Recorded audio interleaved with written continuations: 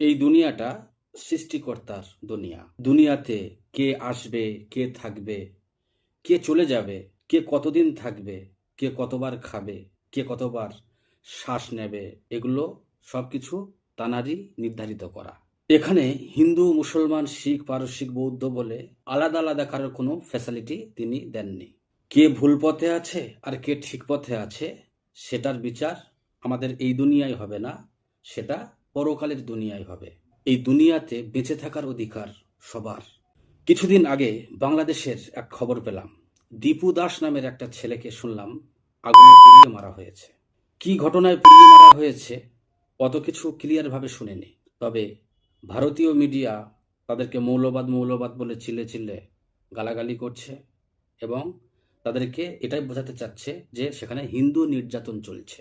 ফেসবুকের মাধ্যমে বাংলাদেশের যে খবরগুলো দেখলাম সেখানে দেখাচ্ছে যে ছেলেটি ইসলামকে নিয়ে কটূক্তি করায় সেখানের জনতা রেগে গিয়ে তাকে পিটিয়ে শেষ করে দিয়েছে।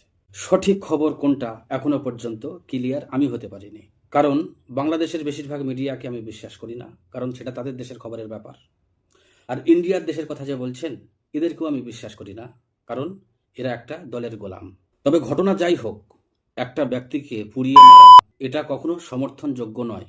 নিশ্চয়ই এটা একটা ভুল সিদ্ধান্ত এবং অপরাধের কাজ। আশা করি বাংলাদেশের সরকার যেন দীপু দাসের সঠিক বিচার করে, আমাদের ইন্ডিয়ার সরকারদের মতো অপরাধীদের যেন সাপোর্ট যেন না করে। আমার দেশে যেমন পেহেলু খান, আফরাজুল, জুনায়েদ, এইরকম নানান আরও বহু জায়গায় বিভিন্ন ঘটনায় বিভিন্ন মুসলমান যেমন শেষ হয়েছে আর তারা কোনো বিচারও পর্যন্ত পায়নি।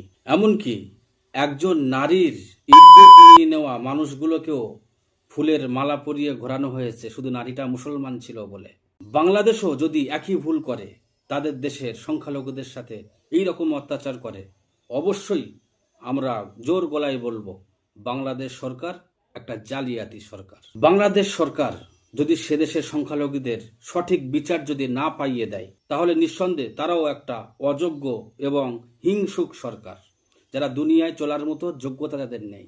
সে দেশের মিডিয়াও যদি দীপু দাসের ঘটনাগুলোকে চাপা দিয়ে দেয় আর ভারতের মুসলমান নির্যাতিত হলে তারা যদি সেটাকেই রাত দিন নিয়ে বিচার চাই করতে থাকে, তাহলে আমরা বলবো বাংলাদেশের মিডিয়াও হলো নির্লজ্জ মিডিয়া, 2 টাকার মিডিয়া, ভিক্ষা নেওয়া মিডিয়া। যে দেশেরই মানুষ হোক, কেউ যদি মনে করে এই দেশে শুধু একটা ধর্মই থাকবে, বাকি সব ধর্মকে আমরা শেষ করে দেব, তাদের চাইতে জঘন্য পৃথিবীতে আর কেউ হয় না। পৃথিবীর বুকে তারা সবচাইতে ছোট লোক এবং সবচাইতে নিচু জাতি বলেই প্রমাণ হয়। যদি বা কোনো জাতি কোনো জঘন্য কাজে জড়িয়ে যায়, কোনো ধর্মকে উস্কানি দেয়, তার জন্য নিয়ম আছে। একটা দিন তারিখ ঠিক করো, তোমার দল নিয়ে তুমি সাইড হও, তাদের দল নিয়ে তারা সাইড হবে, 2 দল মিলে যুদ্ধ করো। যার বাহুতে শক্তি বেশি থাকবে তার জিত হবে, আর যার শক্তি কম তার পরাজয় হবে, চাই সেটা সত্যের হোক বা মিথ্যার হোক।